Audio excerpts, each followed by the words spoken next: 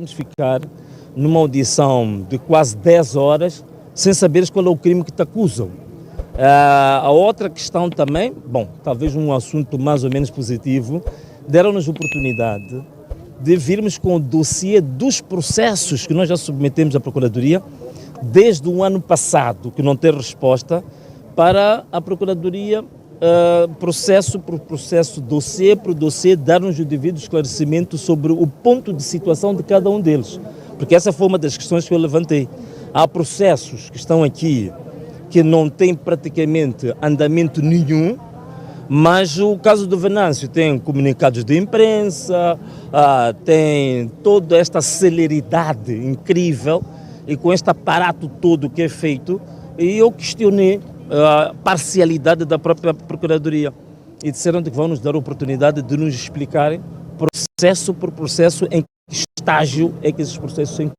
Porque toda a gente sabia de que aquele ato que foi cometido, aquelas declarações feitas em Palma, são indisfaçavelmente uma incitação à violência de instituições públicas, como a polícia, não é?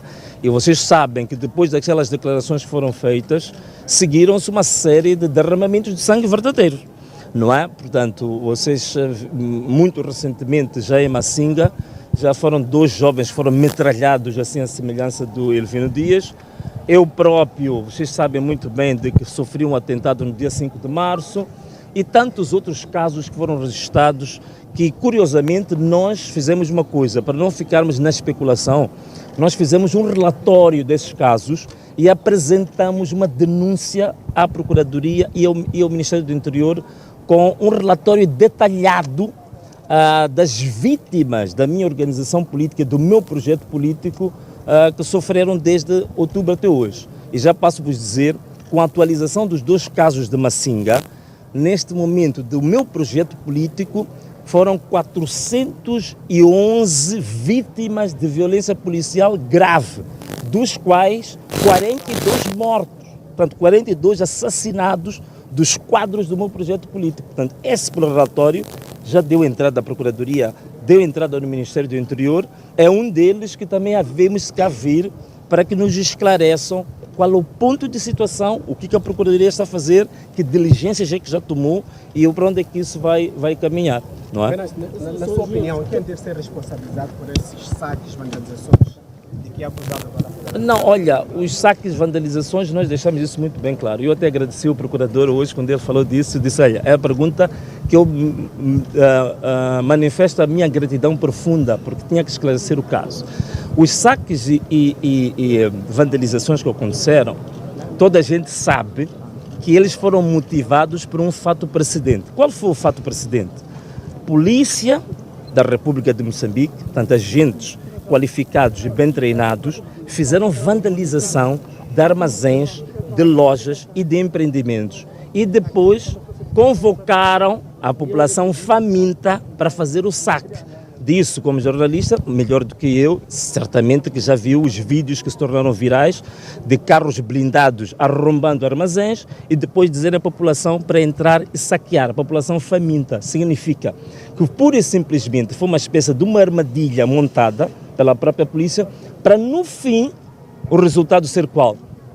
Os manifestantes são vândalos, são bandidos, são desordeiros. Portanto, está mais do que claro que as questões dos saques e vandalizações que ocorreram, a responsabilidade fundamental foi da polícia. Não só a polícia vandalizou e convocou as pessoas para entrar e fazer o saque, temos imagens de saques que a própria polícia fez para proveito próprio. Polícias a carregarem geleiras, a levarem arroz, a arrebentarem barracas, a tirarem bens, portanto temos tudo isso. Daí que nós também queremos, pedimos à própria Procuradoria para também abrir-se processos e convocar-se essas pessoas.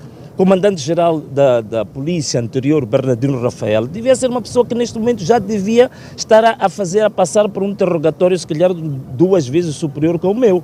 Portanto, essa é que é a grande questão que eu queria colocar. E há relatos de que o Venâncio Olhão poderá criar o seu próprio partido. É para quando? Os requisitos, que basicamente que é a recolha das assinaturas, os outros é que levaram um tempinho, mas já estão todos eles criados. Denise, quando é que a gente submete isso? Porque já temos toda a documentação pronta, agora é uma questão só de formalizar. Para a semana já metemos. Sim, já para a semana submetemos isso. Sr. Engenheiro, falou de outros processos ontem, nenhum deles foi abordado aqui hoje. Abordamos esses processos. Desses processos... Quais são? Dos processos de sou acusado.